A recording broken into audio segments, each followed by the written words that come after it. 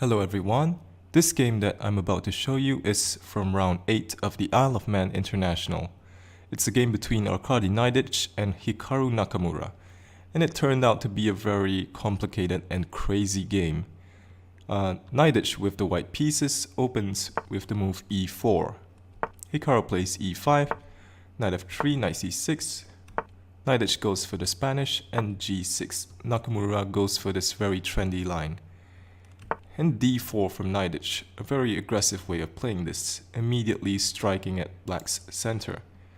So one could also play this with c3, slowly building up to d4 or even castling. But we have d4 from Naiditsch, Hikaru takes, and Naiditsch plays c3, gambiting a pawn. White could also, instead of playing c3, play knight takes d4, but this does allow bishop g7, developing with tempo on the knight, which is why Naiditsch played c3. Hikaru plays knight g to e7, which seems a bit strange, allowing white to recapture with this strong pawn center. Hikaru now goes d5, and we have e takes d5 from Naiditsch. So he could play e5 here, but well, this pawn is at advance and could potentially be undermined with a move like f6. So we have e takes d5, knight takes d5, so white now has this isolated pawn on d5. But in return, he now messes up black's structure with bishop takes c6 and bishop g5, developing with tempo on the queen. Also a very logical move. White wants to develop the bishop first before bringing this knight to d2, because with the knight on d2, the rook is free to come to c1 to pressure this pawn on c6. If the knight instead were on c3, then this rook's vision on the c file would be obstructed.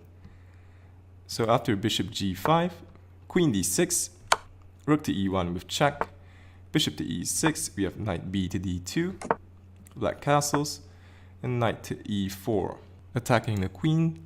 So queen to b4, looking at b2 and also this d4 pawn. Queen c1 from Naiditsch. Black could play bishop takes d4, trying to win a pawn, but this would just weaken the dark squares around black's king. So here after queen to c1, rook f to e8, and white would love to play the move knight to c5 here, just putting this knight on a very nice square. But here this allows black to go bishop g4, threatening to take the knight, followed by winning this pawn. So that is why here Naiditsch played the move bishop back to d2, attacking the queen, and after queen b6, then knight to c5. This queen is no longer looking at this pawn from the b4 square, so now bishop g4 wouldn't work, because simply knight to e5, there's no queen takes d4 for black. So here bishop f5 from Hikaru. Naiditsch goes knight to e5, putting some pressure on this the c6 pawn.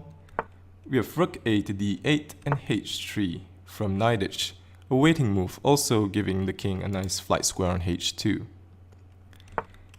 Knight f6 from Hikaru, maybe with some ideas of knight coming to d7, challenging these very active knights. Also, this opens up an attack on the d4 pawn. So Naiditsch goes knight b3, defending this d4 pawn, also opening up an attack on c6. And it's not so clear how black is going to defend this. If he tries bishop d7, then bishop g5, threatening to take here, followed by taking on d7. For example, let's say a5, then after that's taken, knight takes d7. If rook takes d7, then rook takes e8 check. And if rook takes e1, queen takes e1, now the queen and the bishop are under attack. If rook takes, then queen to e8 wins the rook, and white is simply up a rook here. So if, for example, black tries rook to d6, then knight to c4, forks the queen and the rook. If he tries rook to e6, then here g4. After bishop e4, g5 removes the defender of the bishop. So another try is to play bishop to e4, but simply queen to e3, preparing rook a to c1, piling up on c6. So here, instead of trying to defend the pawn, Nakamura simply plays rook to d5, which gives up the pawn. Knight takes c6, pieces are traded off, and bishop to f8. So Nakamura wants to start something against white's king. Moves like bishop d6, bishop e6, and rook to h5 come to mind. Knight e5 from Naiditsch.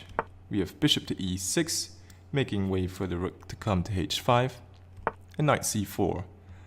Attacking the queen, also controlling this d6 square from black's bishop.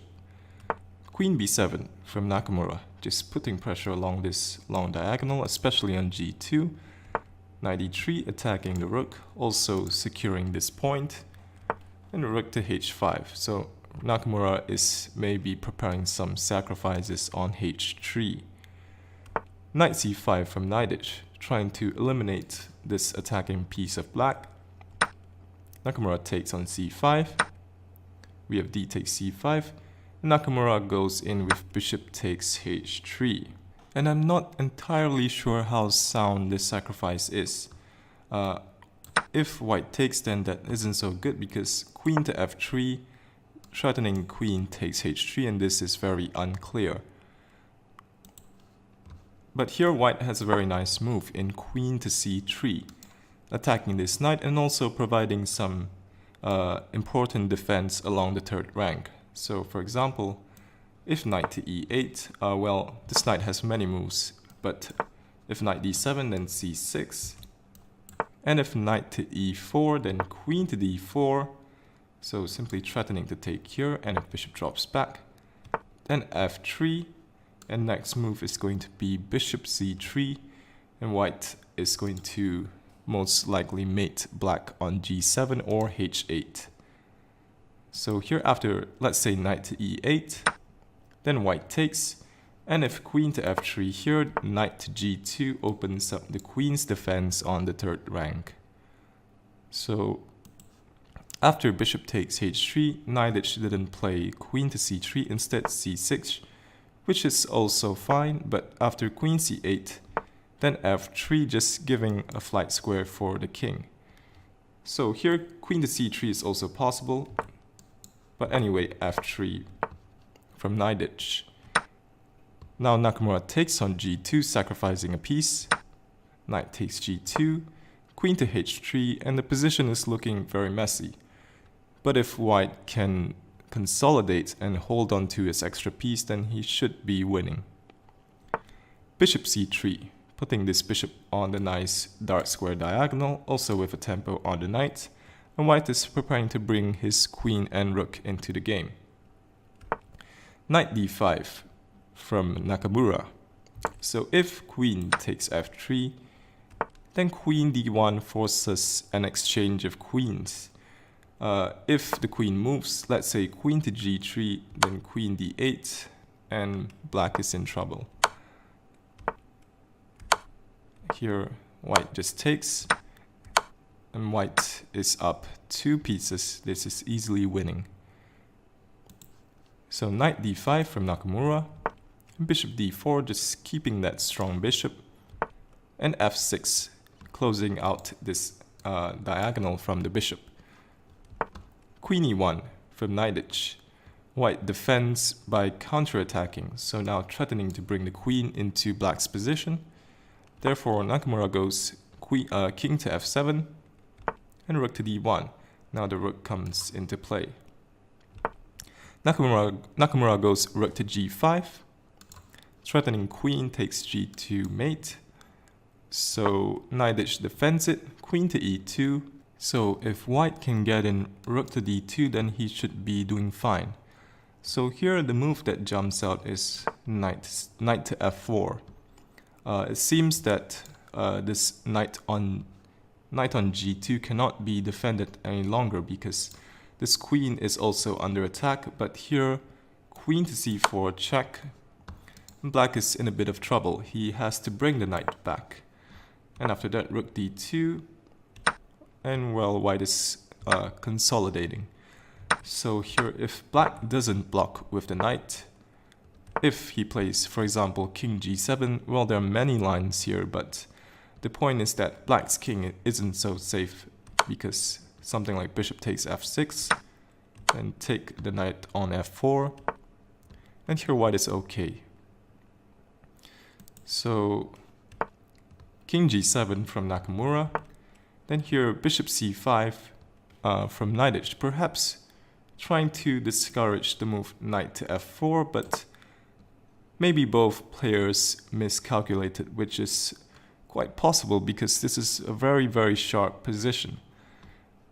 Anyone could go wrong here. So they probably missed that after knight f4, rook d7 check seems to mate black after rook takes h7. But here they probably missed that after rook takes d7, black has a very strong move in queen takes d7. So after c takes, then black takes with check, and then rook to d5 just in time to stop this pawn. After king takes, black first plays a6 followed by taking on d7, and this is a winning endgame for black. So after bishop c5, Nakamura goes rook to e5. But now white starts to consolidate. So here rook h5 seems to offer more resistance. But Nakamura goes rook to g5, and now rook to d4, with the idea of f4 to kick the rook off this g file to break the pin. Nakamura plays queen to e6, but now Naiditsch consolidates his position. Queen to d4. Nice square for the queen. So here, king h2, king h7, and then queen to c4. So if the knight moves, then white will have queen to f7. So black seems to be kind of tight down here. Queen b7 from Nakamura. And now black just collapses. Rook e7 check. So if that is taken, then queen f7 and it's game over. For example, this, take the knight with check. And then here, well, if king h6, bishop f8 is mate. So if king to h8, queen takes f6, white wins the rook. So the rook cannot be taken. Nakamura goes king to h8 and bishop d4. So again, if knight takes, then bishop takes f6, and white doesn't even need to take the rook. Here queen g7 would be mate. Rook f5 from Nakamura, and rook d7, just moving the rook out of the attack, and also now with more pressure on the d5 knight. White is also threatening queen c1 followed by queen to h6. So here Nakamura plays queen to b8, preparing maybe queen to f8, and also setting a cunning trap because if rook takes d5, then c6 opens up a discovery on the king, and then black can take on d5. But here Naiditsch plays queen to c6, so the threat is to take here, followed by queen takes f6, and it was in this position that Nakamura resigned.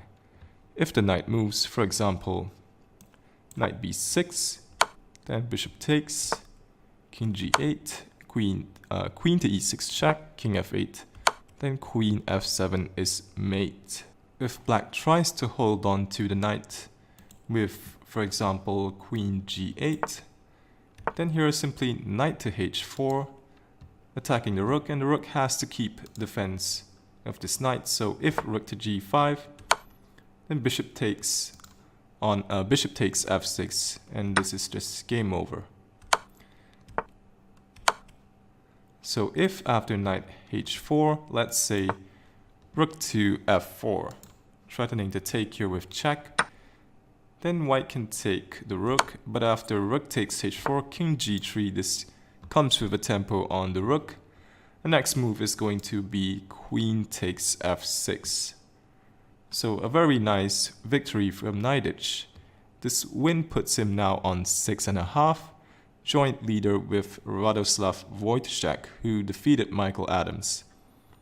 So here are the standings of the tournament after 8 rounds of play. So 2 players in the lead with 6.5 points. Tomorrow is the last round of the event. Thanks for watching and see you in the next video.